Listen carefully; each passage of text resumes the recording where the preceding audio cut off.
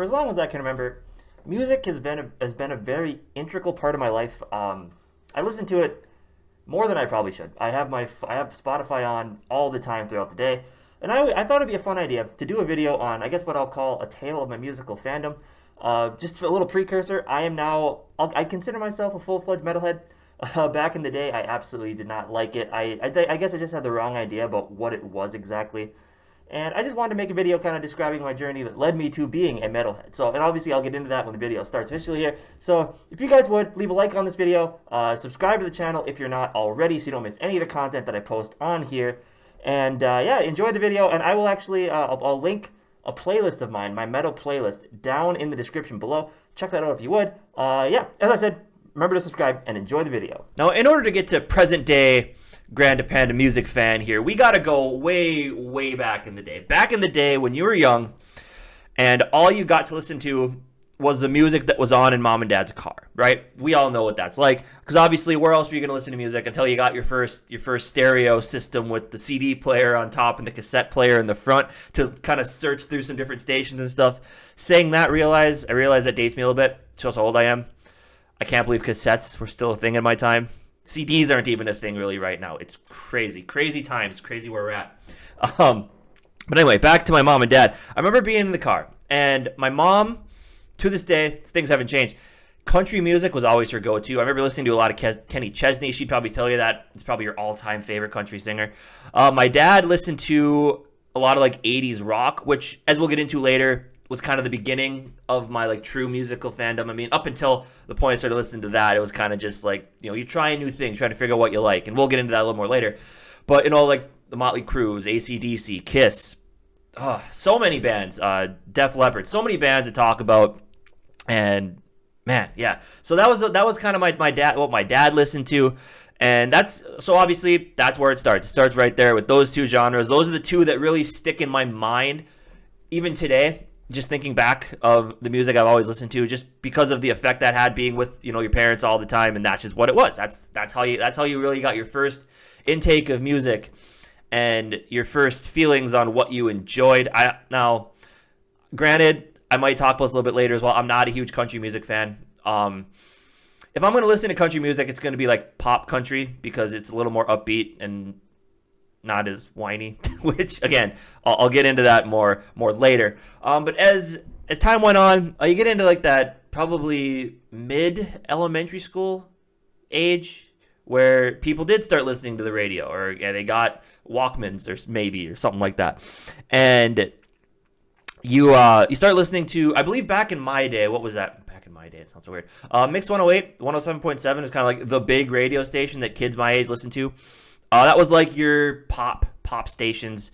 Yeah, I listened to that quite a bit. I always thought that was like the cool thing, you know, like I enjoyed it.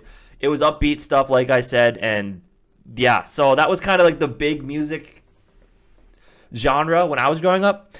I would say the first thing that got me on like the rock metal path was Guitar Hero. He was a ginormous inspiration. Obviously, Guitar Hero, Rock Band were both big. With, you know, you get to play instruments as video games. That was always fun. Even if you weren't like me, I am zero musical talent whatsoever. I was told by my band class instructor that I was the worst trombone player they had. So I quit that. Never learned how to play guitar. Can't sing very well. I wish I could. But yeah, so Guitar Hero, that was a huge thing for people because it kind of gave you that feel, right? And a lot, obviously, with playing guitar, drums, that type of stuff, a lot of the music was rock music. I remember my friend brought over the first Guitar Hero, and then the first Guitar Hero I bought was Guitar Hero 2, which had, I believe, Cheap Trick, Surrender. That was like one of my first like 80s kind of rock songs that I listened to, and because I played it on Guitar Hero. It was super easy. It was the first song I actually finished on Experts. That was cool. So that's kind of what started me on the rock music path. And then Guitar Hero 3, I believe that was called Legends of Rock, came out, and that had so many bangers. That was a great game. That really, really got me into rock music as a genre. And yeah, so from there on, I believe, one of the bonus songs on that game was Through the Fire and Flames, which was if you guys played the game, you remember it. That was like the hardest song on Guitar Hero for a while. It was nuts. I remember me and my friend, we both sat in my basement and played it, because if you play 2-player, you couldn't fail a song. So we played that song just over and over. We weren't any good at it, of course. You couldn't fail, so it was just fun to play through it. And that was kind of my first introduction into a little bit heavier style music. I mean, obviously, I don't know if anybody would consider that metal, maybe, but that was kind of where it started there. And then that went on to there was a song called Stricken by Disturbed, and I didn't even realize they were necessarily metal at the time. But no, the more I look back on it, they're a different type of metal, which we'll kind of get into like subgenres of the main genre of metal music a little later on as well. But that got me into listening to some heavier stuff too. So so Guitar Hero was a major inspiration for my musical fandom, I guess, and that's super cool. And then me and one of my other friends, we both kind of stumbled upon the band Metallica. Now, again, I didn't think Metallica was metal, and obviously you read the name, metal is the first part of it. I didn't put 2 and 2 together back in that time. So this was back in the age when I thought metal was emo screamo music, where that was all metal was, just people screaming into a microphone and nothing making sense. I remember my friends tried to tell me differently. I did not want to listen to them. One of my friends even claimed he fell asleep listening to that type of stuff. But yeah, I did not like what I thought was metal back in the day. And obviously, when you think about Metallica, Disturbed, and Avenged Sevenfold is another band I got into as well. I didn't think any of those were metal because there wasn't the heavy screaming. But if you look back on it, for their day and age, those were considered, like, Metallica was like the metal band of back in their day. Disturbed, I found out later, was like a new genre of metal called NU new metal. I don't know what that means, but it was. And then Avenged Sevenfold was kind of considered like that metalcore, I guess. Maybe like they might have been like the first big metalcore band, which is what I understand from it is metal without like the full like heavy guitars and the screaming and stuff like that. That's what I consider and what I understand metalcore to be, which is kind of my main thing. But yeah, so again, I didn't even realize that I was a metal fan back then, but apparently I was. I would say the biggest music phase of my life was 80s rock. As I said, my dad listened to it in the car all the time. Now, growing up, I was a rocker. Like, I don't know why. I would just sit on the floor listening to music on my hands and knees, like rocking back and forth. Even when I listen to music now, that's kind of how I decide if it's good music. I love to rock still. I sit in a rocking chair, like my recliner rocks all the time. So when I listen to music, watch TV and stuff like that, I'm always rocking. So that's how I know if a song's good. If I'm rocking faster, I know I like it. So I add it to the playlist. But yeah, so one of the biggest kind of things that got me going in that direction was I was lame and hadn't gone to many concerts. The first concert I went to was at Black Bear Casino in Carleton, and it was Hairball. If you don't know about Hairball, they're from the upper Minnesota area, northern Minnesota. They've been around for a long time. They're a band. They do like covers of 80s rock songs. They do like the bands I mentioned earlier. They do your Motley Crues. They do your AC/DC, Def Leppard, Journey, anything you can think of from that genre. Prince they've done. Queen, of course. Queen's amazing, by the way. They do all that type of stuff. And the lead singer dresses up in whatever, like dresses up like the lead singer of the band. So it's a really cool show. If you've never seen them and they come to your area, I highly recommend checking them out. They always put on a great show. But that's kind of, like I said, I had always listened to classic rock music. But once I went to that first concert is when I would say like my religious following of rock music began. So started, there was this app on the phone I had at the time where you could download songs for free. You probably shouldn't say that. It's not perfectly legal, I'm sure. But there was an app and people use it, and they hadn't really deleted it since. I mean, I think you can still kind of find them. You got to dig deep on the App Store to find them. But so I loaded that thing up with 80s music. Like I went to Hairball actually this last July, and I knew the words to every song, of course. So this is really, I put that point, me listening to like religiously 80s music, is the start to where my musical tastes went to. So I mean, throughout college and high school, that if you ask people that know me well, that was it. That was all I listened to, and I love it. To this day, I still love that music. I think if you talk to a lot of like metal musicians and like famous metal bands, I think they're going to tell you that their inspiration came from those bands as well, because they did so much for the genre of rock and roll. They made it cool. I mean, it was always cool, but they made it cool to be heavy. Like, if you think of like 70s rock, more like the laid back Eagles type stuff, and they made it cool to rock out, be heavy, put on, they call it hair metal because the guys had huge hairspray, and it's just, they made it cool. And I appreciate that, and I'll always think of that when I think about music, and I will never forget it. I hope 80s metal lives on forever, because it very well should. But let's put that in the rearview mirror at this point and move on. Through one summer in college, me and a few of my friends from high school went to a rock festival called Northern Invasion, and I will say this is where the start of my true metal fandom came from. A lot of really cool bands there. As I was there, I'm just kind of like, God, I just don't love this. You hear the bands like Seether, who's more of like a metal core type band, and then what other bands are there? 6 a.m., which is actually Motley Crue's bass player Nikki Sixx was in this band, and they were more like, they were, I don't even know if I'd call them metalcore. They were just more like whatever rock was at the time, because rock is different now. A lot of people will say that, and I heard them, and I'm like, this is cool. Then I remember hearing Asking Alexandria on the stage, on a stage next to us, and I'm just like, I can't get into it. But the thing that really got me is the band Avatar. I'll put a picture of them up here so you can see what they look like. These guys are when I first saw them, I was a little bit scared, but man, when I really started listening to them, like, I was hooked. Just the whole show they put on with like basically like the circus gear, the lead singer painting his face like that.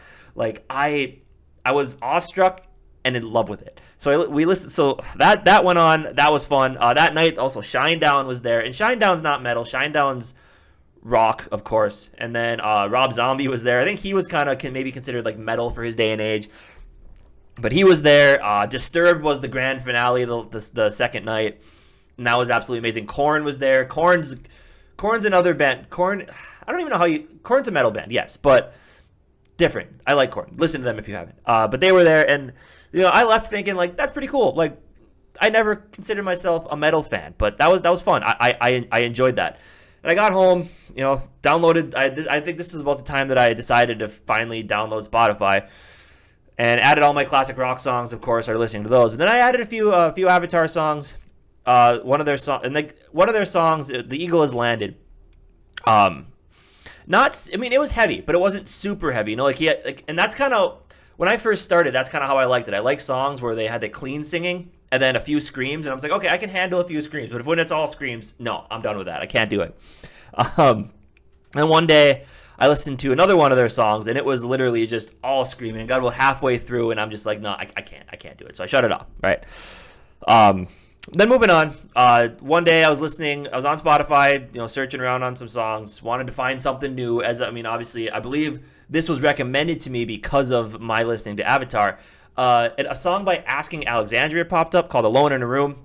Listened to that, I loved it. It wasn't, and this was the time when I hadn't really been a metal fan. I didn't realize that metal had kind of changed up to this point, where back in the day, and we'll get into this with a really popular band coming up here quick.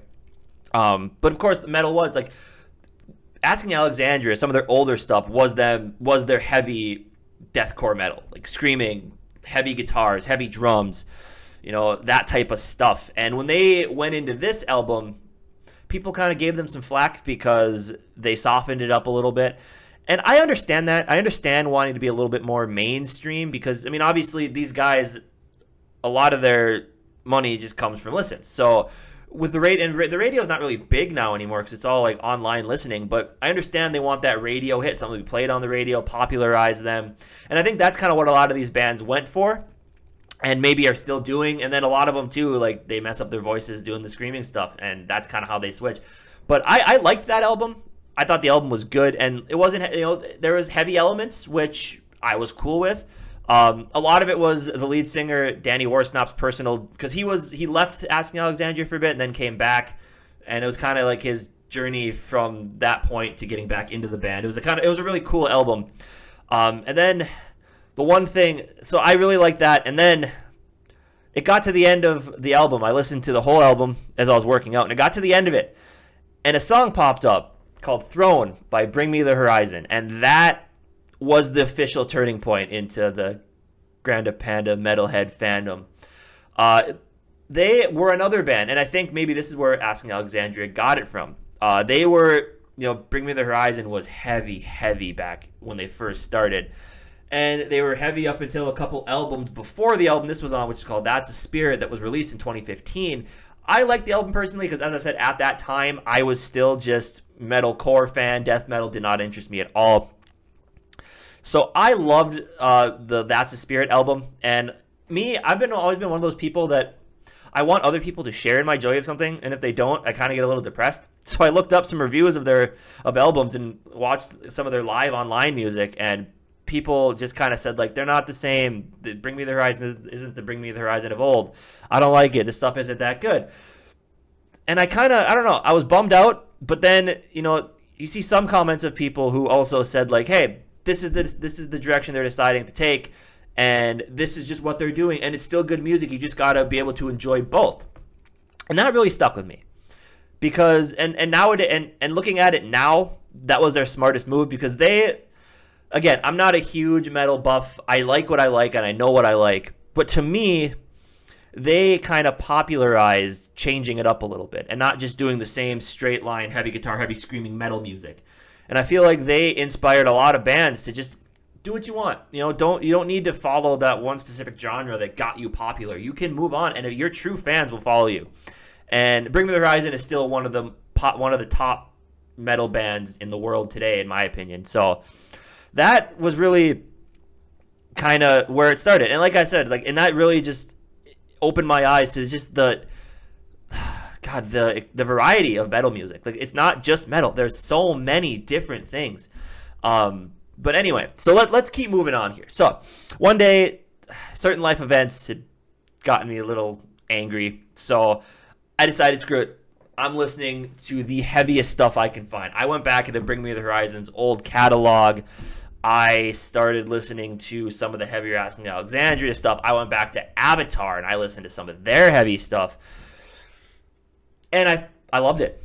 Something about it really stuck with me. And and now it's just one of those things where now when I listen to all this music, I listen to all of it. There's some songs where it's just heavy screaming and the drums and the guitars, and it's so cool. And some of them where it's more melodic and softer and still like ballady almost. And yeah, so I didn't really know. It's just, yeah, that did it for me. And that's really where I became that metalhead, where I'm like, I like this stuff. And I'm not a metal. I mean, look at me. I don't fit the metal stereotypes. Me and my friend Matt, we're both huge metal fans. We don't.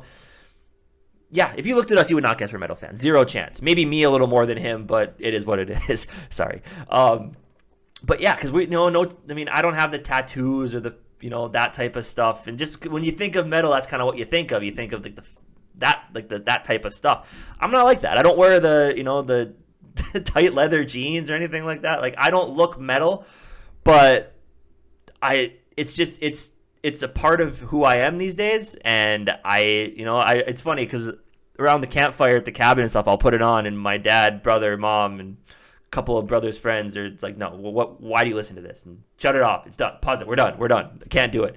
And every time everyone's like, what do we want to listen to? I'm like, I can put on my phone, and I get, no, we're not doing that. So, but hey, what do you do? Again, it's not for everybody. Everybody likes what they like, and that's super cool. Now, at this time, I didn't know of many metal bands. I didn't know who to listen to. I mean, obviously, you can Google it. I mean, the basics. The Bring Me's.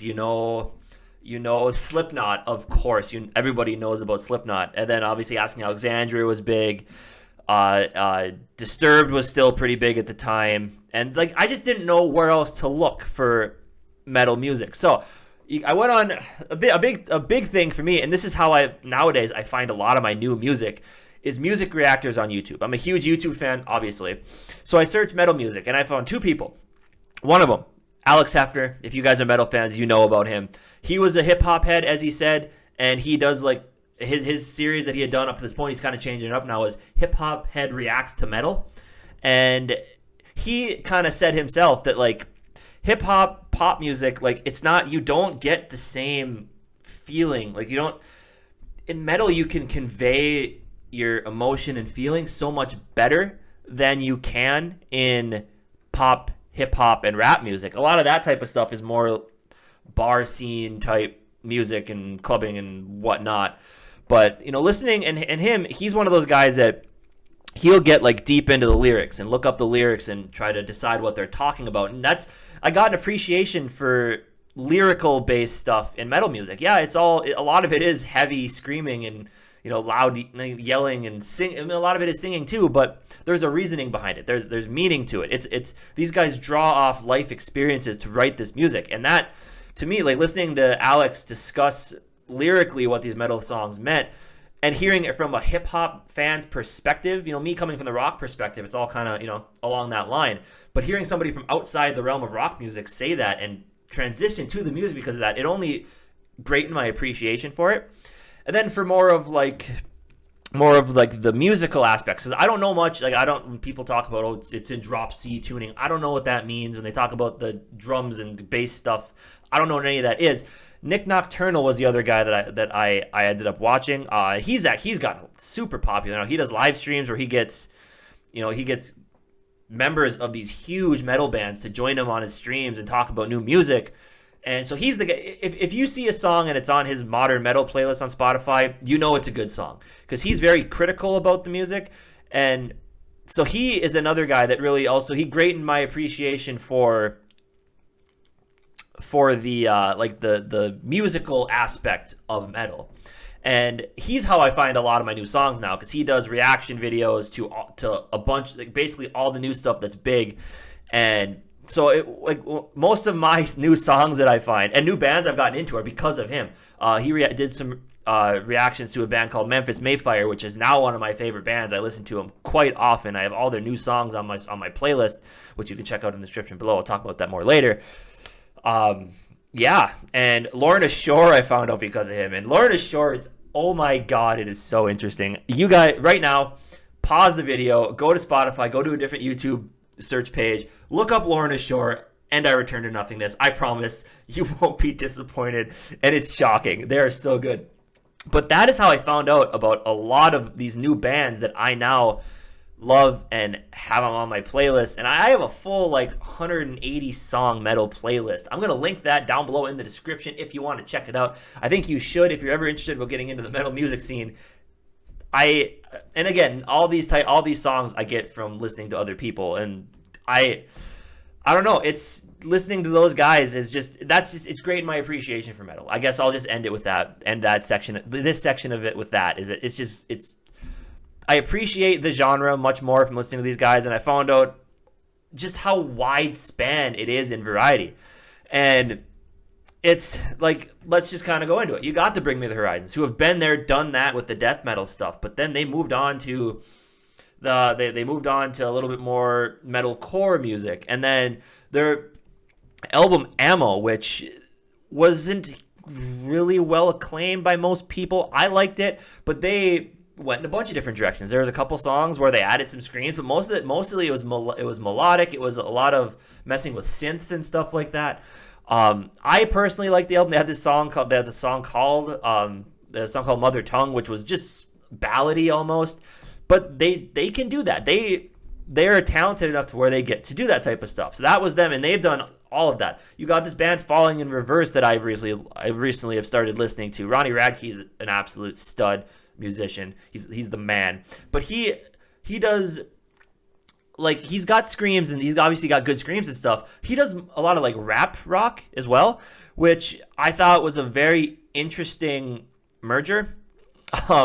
Listening to that, seriously, there'll be rap and then screaming and then rap and then cleans and then more rap. It's just, and he's alluded to it that's just what he likes. And he was actually, Falling in Reverse was, I believe it was top most listened to band on my Spotify 2021 in review. So that just shows you how good it is.